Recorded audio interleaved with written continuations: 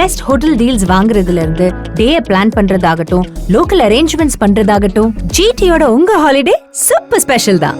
GT Holidays, South India's #1 travel brand. You know you're special when you're with GT Holidays. Learn BSc Visual Communication at Avicii College of Arts and Science that provides you with the state-of-the-art laboratories and studios and UGC qualified faculty who help you specialize in your desired area of expertise to become a complete media professional. Sharpen your knowledge with the highly curated masterclasses with the stalwarts of the industry. Come learn from the pioneers of media. Apply now. For more details, contact 9600164070.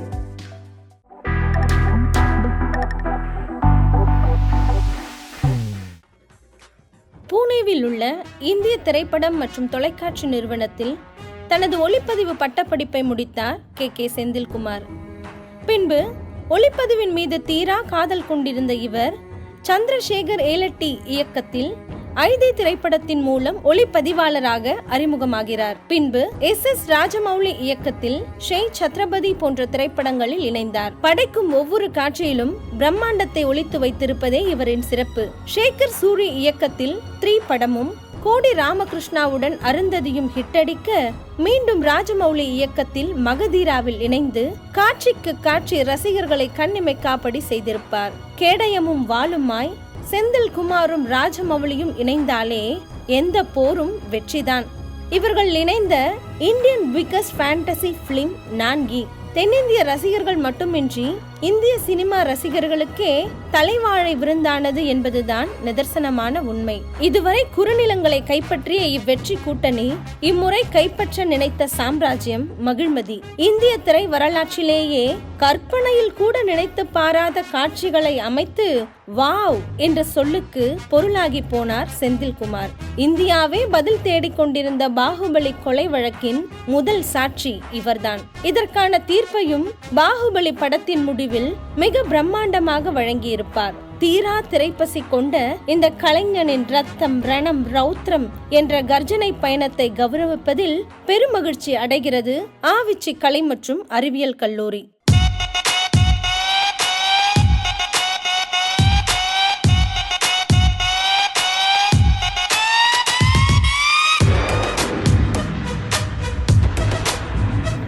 Thank you very much, Mr. Senthil, for coming at this point of time. It's going to be just 3-4 days since the film is released, and it's creating national records. It's probably one of the highest collected Indian films in a short time, 3 days. RRR is a big name today. I think he's one of the finest cameramen today and photo cinematographers in India today. And the next film that comes is one step bigger, which is Bahubali. Let me tell you, Bahubali is a film which took India to the next level. Every country needs a visiting card. He had done Mahavira before, but that's a card for him. But this is a card for India. Today you go ask anybody about Indian cinema world over, they talk about Bahubali, the first film. See, basically in Andhra they go with stories which are fairy tales. You go to Andhra, it's very, very popular. Fairy tales are very popular. Films like those have always existed. They were called Vittlacharya films because this director Vittlacharya always shot films in a grand scale of the olden days, and they were all folklore films. Tamil did not have so many folklore films, very few, and then over a period of time it lost its shine of whatever it is. But here, in today's world, today's a millennium, you're all millennium kids. For you all to see something and to get totally, astonished by the way a film was made was Bahubali. In such a large scale, with so much of technology which has gone in. Last year we had brought in the graphic person, Mr. Srinivasmurthy. He explained how the whole thing was made. It was fascinating. So every shot had to be literally discussed, and they had planned it and they have done it. How much of it goes in CG, how much is real, and the amount of work this team has done is amazing. Wonderful having him, and having him today when RRR is released is really well. You are all very lucky to have him here. வணக்கம். ஒரு சிறந்த ஒளிப்பதிவாளருக்கான தகுதி என்னன்னு நினைக்கிறீங்க நீங்க? Sir நீங்கள் ரொம்ப experience நீங்கள் தான் சொல்லணும் சார். இல்லை, best cinematographer how will you define? Sir, film making is all about storytelling, sir. It is not about like beautiful frames or like good lighting, and all are like part of the craft. The main thing about cinematographer is filmmaking is storytelling. So I always believe that whatever I do, I am helping my director tell the story in the best possible way. Whether I place my camera, whether I place my lighting, or like whatever I do, it is all about whether the shot is telling the right, conveying the right emotion which the director want to tell. So if I can do that, that is a job well done. So that's what I think, sir. Cinematography is all about storytelling. How much I do, what best I can do is I do. இந்த துறையில் வரணும் அப்படின்னு உங்களுக்கு எங்கே interest பிறந்தது? Interest எப்பவுமே இல்லை sir, actually. அப்படியா? எப்பவுமே இல்லை actually. It was purely by accident sir. O.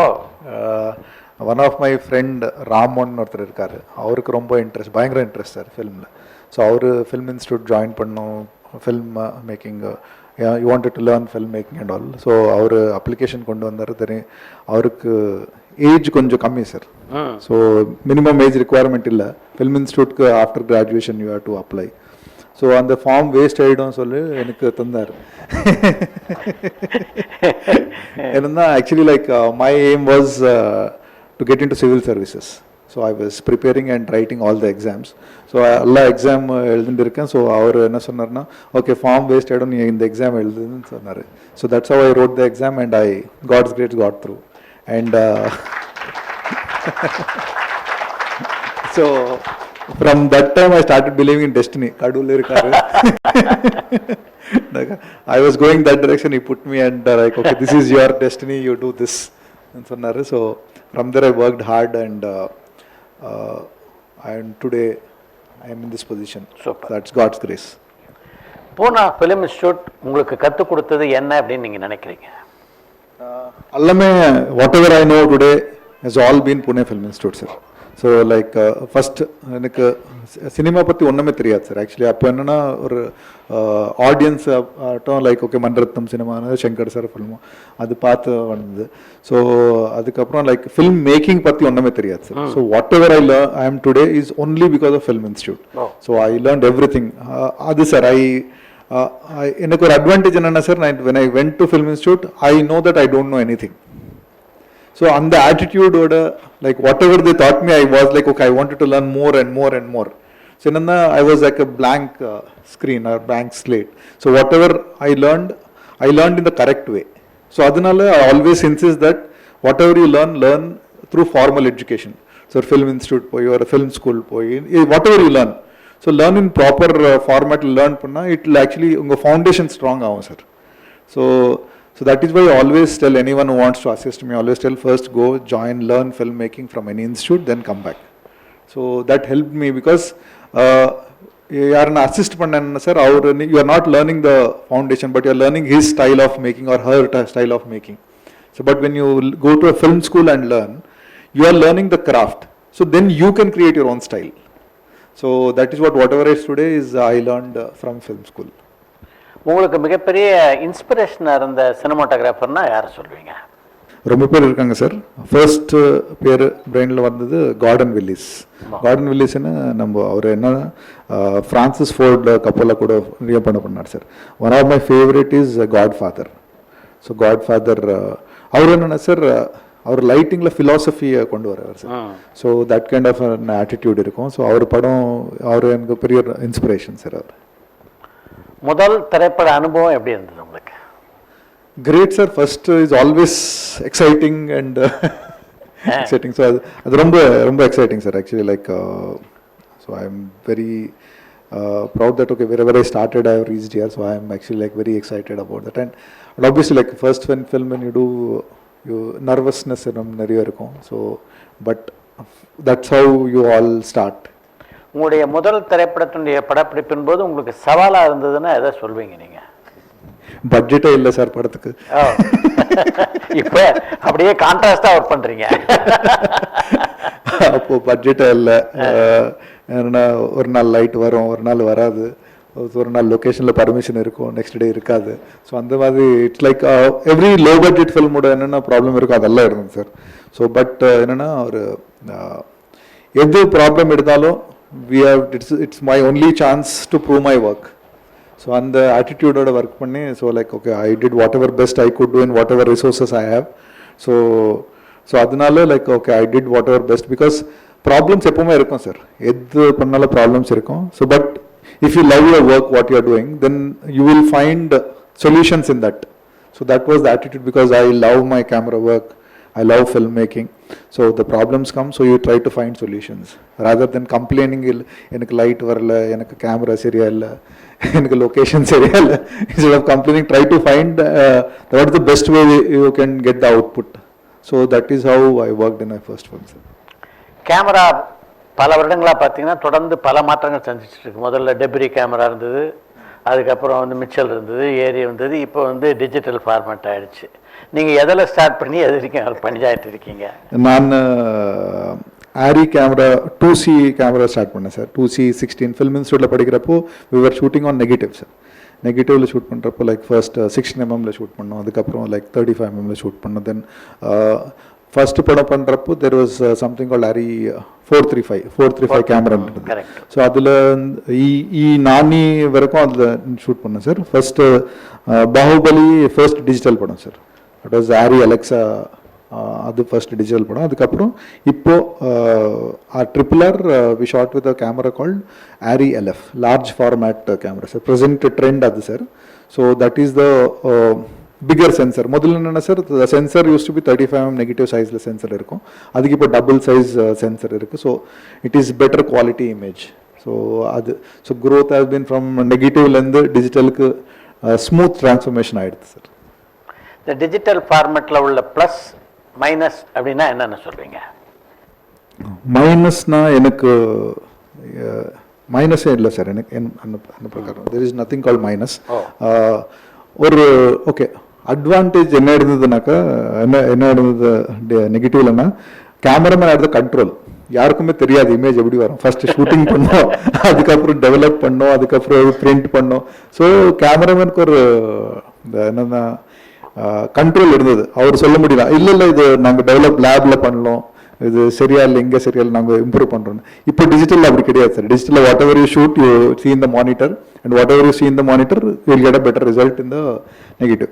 So a major advantage என்னன்னா சார், லைக் நெகட்டிவ்ல ஷூட் பண்ணால் every stage there is a chance of image becoming spoiled, like handling of negative லேருந்து, how the negative is loaded in the camera லேருந்து, how the negative is transferred after shooting, transferred to the lab.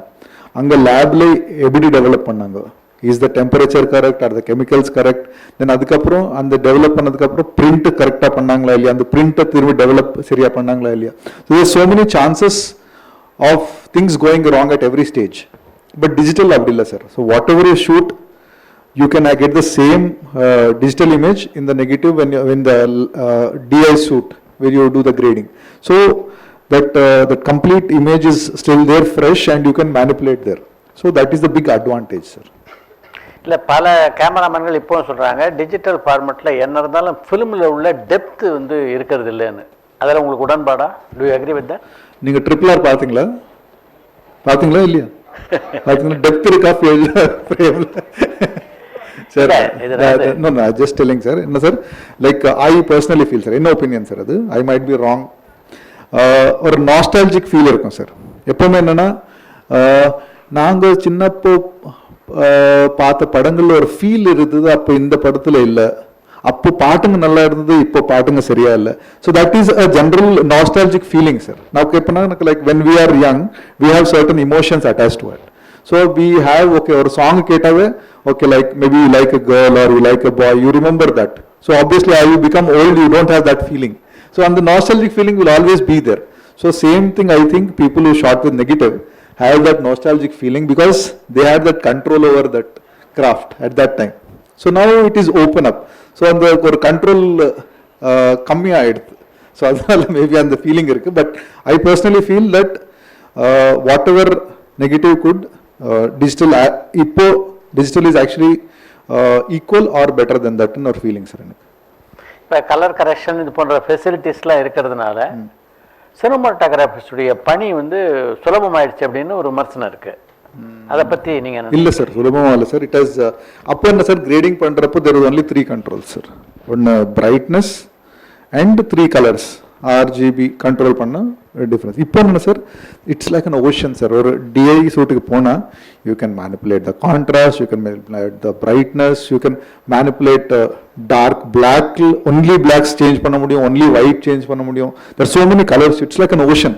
So உங்களுக்கு clarity இல்லைன்னா sir you will get lost in it. First நீங்கள் வரும்போது okay I want இந்த ஃப்ரேமுக்கு எனக்கு ஒரு warm tint வேணும்னு decide பண்ணி போனீங்க. போனாக்கா அங்கே you have to know very surely what you want. இல்லைன்னா the grader can tell you show okay கொஞ்சம் கான்ட்ராஸ்ட் சேஞ்ச் பண்ணால் ஓ நல்லா இருக்கு, கொஞ்சம் பிரைட்னஸ் சேஞ்ச் பண்ண நல்லா இருக்கு, அப்படி போயிட்டு தான் இருக்கும் sir. So you can't finish the job. So it has become more difficult because அப்போ it was like what ever you shot only manipulation பண்ணுறதுக்காக சின்ன ஸ்கோப் இருந்தது. இப்போ the scope is so vast that you have to have clarity and the work has become more difficult. That's what I presume sir. நீங்கள் S S. ராஜமௌலியோடு இணைந்து பணியாற்றிய முதல் படம் எது? சைன்னு ஒரு படம் பண்ணேன் sir. It was based on rugby. So that was the first film and it was நாக்கா very stylised film at that time. ஒரு காலேஜ் கிட்ஸோட story. So that was based on ரக்பின்னு ஒரு கேம் இருக்குது சார். ஆக்சுவலி இந்தியாவில் யாருக்குமே அந்த game பற்றி தெரியாது. So but we made that it was அது ஒரு ஃபைட் ஆட்டம் இருக்கும் சார் அந்த கேம். இப்போ ஜென்ரலி ஸ்போர்ட்ஸில் என்னென்னா sir, you hit somebody or push somebody, it's a foul. But in rugby, if you hit or push somebody, it is not a foul. So it is like you can. It's actually a fight which is happening. So on the excitement, audience taranona, we tried a lot to it, and I think we are successful in that. So on the successful irukku, so adanaala ipo varakum avaru kuda journey continue ஆகுது. SS. ராஜமௌலியோட உங்களுடைய பயணம் மிக நீண்ட பயணம். முதல் படத்தில் உங்களை அழைத்த போது என்ன அட்ராக்ட் பண்ணி உங்களை வந்து தன்னோட ஒரு இணைச்சிக்கிட்டாரு அப்படின்னு சொல்லியிருக்காரா? சொன்னேன் சார், நானே கேட்டேன் சார். என்னன்னாக்கா பிஃபோர் நாங்கள் சை படத்துக்கு முதல்ல அவர் ஒரு படம் பண்ணார் சார், சிம்மாதிரின்னு. அது இண்டஸ்ட்ரியில் பெரிய ஹிட் சார், பயங்கரமான ஹிட். அந்த டைமில் அது இண்டஸ்ட்ரியில் பிக்கெஸ்ட் ஹிட். ஸோ நான் என்னமோ அந்த ஐத்தியான்னு ஒரு படம் பண்ணேன் sir, low budget, extreme low budget film. Next படம் அவர் கூப்பிட்டு லைக் என் படம் பண்ணோன்னு நீங்கள் சொன்னார், ஸ்டோரி சொன்னார். ஸோ அப்போ நான் I just asked him like, sir at this point of time you can get any one to do your job, why are you giving me சொன்னா. அவர் என்ன சொன்னார்னா, அவங்க ஒய்ஃப் இருக்கார் சார், ரமா ராஜமௌலி. அவங்க என்னன்னா எங்கள் ஐத்திய படத்துக்கு அசிஸ்டன்ட் டைரக்டரை பண்ணாங்க, இன்னும் அசிஸ்டன்ட் எடிட்டரை பண்ணாங்க. ஸோ அவங்கள விசிட் பண்ணுறதுக்காக அவங்க லொக்கேஷனுக்கு வருவாங்க அப்பப்போ, ராஜமௌலி சார். ஸோ அவர் என்ன சொன்னார்னா, I know the condition with which you shot this film, so and the result I சா.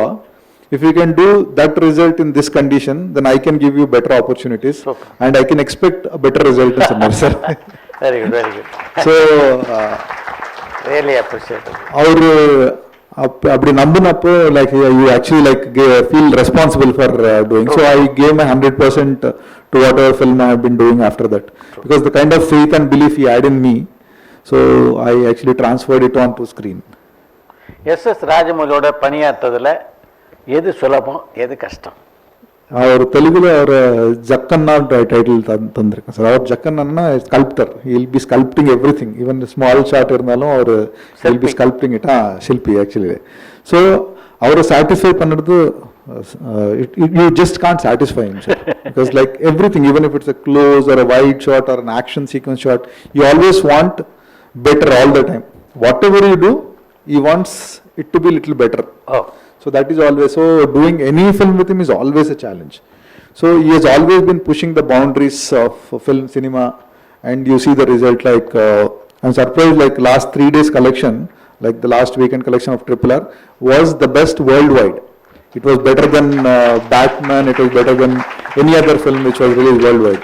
So he has been pushing the boundaries of Indian cinema. And so that is why every film, okay, I understood Rajamouli or feel panna number, next padathula you will be like talking something else. So you have to understand and up your game, and you should be knowing the latest technologies, whatever is that. So adalla, if you have to work with him, you have to be always on your toes. So it is very difficult to satisfy him, sir. இது tougher side. இன்னொரு சைடில் என்ன convenience அவரோட work பண்ணுறதுல? Convenience என்ன sir, like after working with him, like எப்படின்னா finally result நல்லா இருக்கும். So whatever you work you had, finally end result will always be good. We'll always be proud of whatever film we have done. ஒரு confidence இருக்கும் sir. That is one thing. அவரோட பணியாற்றிய படங்களில் வந்து உங்களுக்கு ரொம்ப சேலஞ்சிங்காக இருந்த படம்னு எதை சொல்லுவீங்க? Nani sir. Nani was extremely challenging. என்னன்னா we don't know how, because camera lens size இத்தனை இருக்கும் சார். என்னமோ எத்தனை இருக்கும் sir. So we don't know how to picturize it. இப்போ ஒரு க்ளோஸ்னா இப்போ இந்த டேபிள் மேலே இருக்கணுங்க சார். ஸோ இப்போ லென்ஸ் இங்கே வச்சாலே லென்ஸ் சென்டர் இங்கே இருக்கும், அந்த என்னமோ இங்கே இருக்கும். So to capture that itself is like big challenge. So first எப்படி கேப்சர் பண்ணோம், that was a big challenge right from கேப்சரில். And next biggest challenge was how does the fly see the world? How does it see the world, or how does it see a human being, or how does it see like this world? So that was the biggest challenge. So adla or sequence irukum sir, birth of ega or sequence irukum.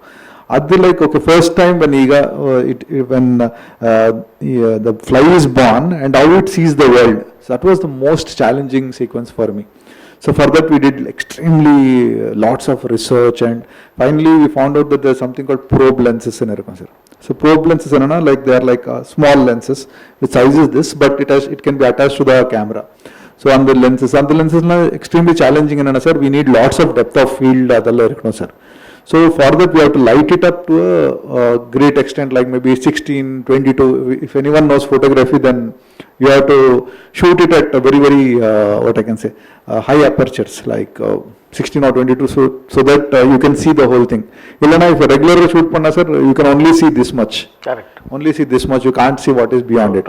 So that was a big challenge, and director wanted extreme slow motions, the 2000 frames, 1000 frames shot venona. So that itself was a very big challenge for me, and I am very proud that I could pull it off. அவருடைய கதை விவாதத்தெல்லாம் நீங்க பங்கு கொள்வீங்களா? No sir, just first initially I am not involved sir, but towards the end when almost the story is ready, then he tells the story, then from that time I am involved till almost to the end of the film. So when he tells the story, like okay, these are the points which I like, which I don't like, and the suggestions எல்லாம் தரமோ sir.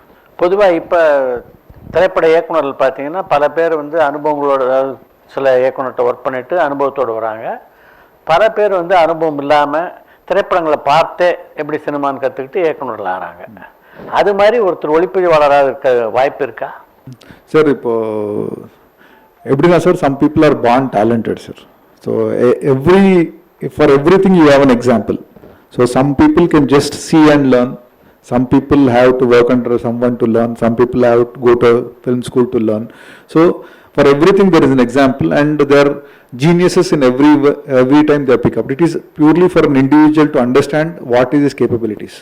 So but today's generation sir, they can learn like this sir. I am so proud of them. Like they are like unbelievably talented. They are born, they are gifted generation actually.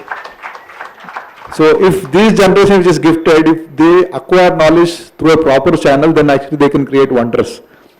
So that is what I feel sir. இங்கே இருக்கிற பல மாணவர்கள் வந்து திரைப்படத்தில் வந்து ஆர்வமுள்ள மாணவர்கள். இவங்க ஒளிப்பதிவாளர் ஆனோம்னா தங்களை எப்படி தகுதிப்படுத்திக்கணும்னு நீங்கள் சொல்கிறீங்க? அது அவங்களுக்கே தெரியும் sir. They are intelligent enough to know what they want and how they want to approach. Today's generation don't want to listen to what others tell sir. They know exactly what they want. But still one advice I would love to give is which is from my life, like I would like to give is like whatever you do, you have to love it, because difficulties will always come, but when you love something, the difficulties will not be so difficult, because like you want to find solutions. So always love what you do. When you love something, you know you can what I can say, overcome any difficulties, any challenges which come. So my advice is love something, whatever you do, you please fall in love with that. So you can actually give results beyond your capabilities. இன்னைக்கு பிரம்மாண்டமான படங்களுக்கு அடையாளம்னா உங்களுடைய combination prove ஆயிடுச்சு. இப்படி நீங்கள் படமாக்கிய காட்சிகளில் நீங்களே பார்த்து அடடா பிரமாதமாக பண்ணியிருக்கோம் ரசித்த காட்சின்னா எந்த படத்தில் எந்த காட்சி? இதே படம் sir, RRR sir. So like whatever in 20 years journey, whatever experience I have.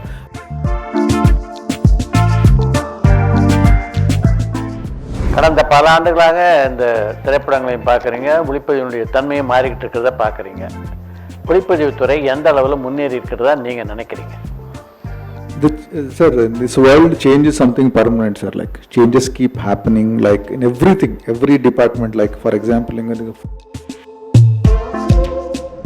இந்த RRR படத்தினுடைய வெளியீட்டுக்கு முன்னால உங்களுடைய மனநிலை எப்படி இருந்தது? Actually, before release, we were very confident, sir. There was no tension at all. But only thing is, like. பரபரப்பான cinema செய்திகள், நட்சத்திரங்களின் பேட்டிகள், சினிமா வரலாறு ஆகியவற்றை பார்க்கவும் படிக்கவும் உங்களுக்கான இணையதளம் tourandtalkies.co.